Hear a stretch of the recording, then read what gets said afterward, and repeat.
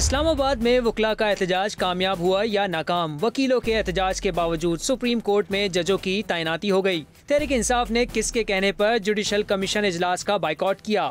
जियो के programme capital talk में बड़ा इंकशाफ हो गया।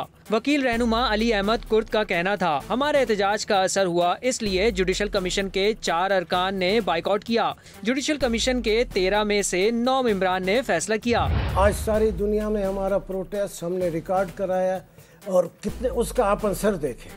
मंसूर अली शाह साहब, जस्टिस मुनीब अख्तर साहब, उन्होंने तो क्योंकि उनका अपना एक व्यू था, उन्होंने बाइकॉट किया तो ठीक है, मगर अली जफ़र साहब और हमारे जो दूसरे साथी हैं उन्होंने बाइकॉट किया। इसका मतलब हमारा गौहर साहब ने बाइकॉट किया, तो हमारे आज के प्रोटेस्ट का ये फ़र्क तो पड़ा कि वो जुडिशल कमीशन 13 मेंबरान से 9 मेंबरान पे आके रुक गया। मुस्लिम लीग नून के रहनुमा और मुशीर बराए कानून और इंसाफ बैरिस्टर अकील मलिक का कहना था, वकीलों ने एहतजाज रिकॉर्ड करवाया लेकिन उससे फ़र्क कुछ नहीं पड़ा। अली अहमद कुर्द साहब ने बिल्कुल ये बात ठीक है कि उन्होंने अपना एहतजाज रिकॉर्ड करवाया, लेकिन उसके नतीजे में निकला क्या? नतीजे में ये निकला कि बैरिस्टर गौहर साहब और अली जफ़र साहब, जो दोनों मेरे कॉलीग्स भी हैं, मेरे सीनियर्स भी हैं, मैं ये ज़रूर कहूँगा कि उन्होंने ऑन रिकॉर्ड ये बात की कि हमें इंस्ट्रक्शंस थी कि बॉयकॉट करें, तो ये आपके एहतजाज की वजह से उन्होंने बॉयकॉट नहीं की प्रोसीडिंग्स।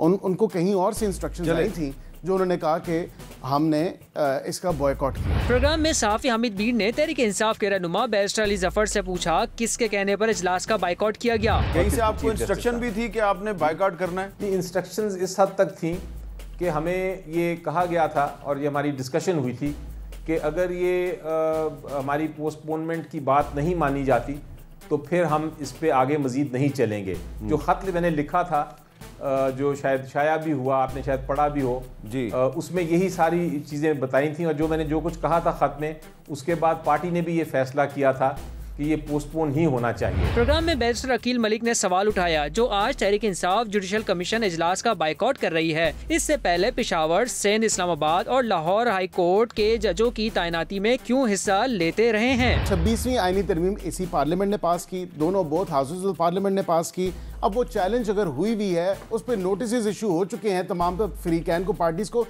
ये कहते हैं कि हम सड़क पे जो है वो नतीजा लेंगे, जो आईनी जिम्मेदारी है। मुझे ये बता दें, ये मेरी दी हुई जिम्मेदारी तो नहीं है, आईन ने जिम्मेदारी दी है ना। आज मेरे भाई बैरिस्टर अली जफ़र साहब को, उनको अपनी आईनी जिम्मेदारी पूरी करनी चाहिए थी। ये आईन में दर्ज है कि ये जेसीपी के मेंबर हैं, मेरी ख्वाहिश से नहीं है, ये मेरे कहने पे नहीं है, ये आईन ने जिम्मेदारी दी है और पाकिस्तानी कौम की अमानत थी, इनको वहाँ पे होना चाहिए था। पेशावर हाई कोर्ट के जजेस की तैनाती होती है, ये बैठते हैं। सिंध हाई कोर्ट की होती है, ये बैठते हैं। इस्लामाबाद हाई कोर्ट की होती है, ये बैठते हैं। लाहौर हाई कोर्ट की होती है, ये बैठते हैं। आज क्यों नहीं बैठे? और मावराए आईन और कानून आज बिल्कुल मीर साहब कोई काम नहीं हुआ। क्या लाहौर हाई कोर्ट से जो एक जज साहब आए थे उस पे इतराज था, वो टेकअप नहीं हुआ ना मामला। तहरीक इंसाफ के रहनुमा बैरिस्टर अली जफर का कहना था, 26वीं तरमीम दुरुस्त नहीं है, लेकिन ऐसी कोई मिसाल नहीं मिलती कि माजी में किसी हाई कोर्ट या सुप्रीम कोर्ट ने किसी आईनी तरमीम को कलअदम करार दिया हो। ये कहना कि 26वीं तरमीम दुरुस्त है, मेरे लिहाज से वो दुरुस्त नहीं, क्योंकि बुलडोज हुई थी। लेकिन क्या उसको हाई कोर्ट या सुप्रीम कोर्ट तब्दील कर सकता है ये कह के कि वो दुरुस्त नहीं है? ये एक बहुत बड़ा सवाल है और इसका हमारी जो आईनी तारीख है और जुडिशल तारीख है उसमें कोई फ़ैसला नहीं है।